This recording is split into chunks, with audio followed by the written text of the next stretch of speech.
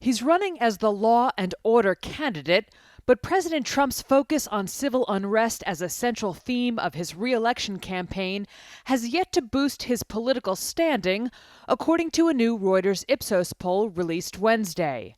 The reason? Crime is not a top problem, most Americans say.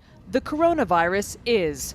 With more than 180,000 people dead and over 6 million infected, more than any other country in the world, 78% of registered voters remain very or somewhat concerned about the coronavirus.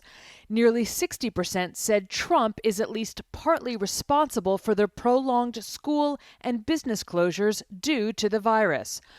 Only about 8% of American adults listed crime as a top priority for the country.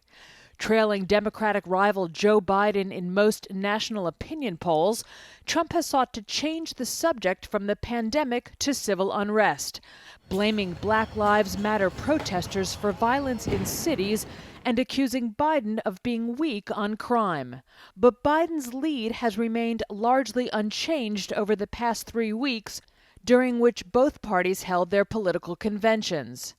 The Reuters Ipsos poll showed that 40% of registered voters support Trump, compared with 47% who said they will vote for Biden. And 53% said they back those protesting against racial inequality. While support for the protesters has declined overall since the immediate aftermath of the police killing in May of George Floyd in Minneapolis, which sparked a national conversation on race, the poll showed that more than half of suburban Americans and more than half of undecided registered voters are still sympathetic to the protesters.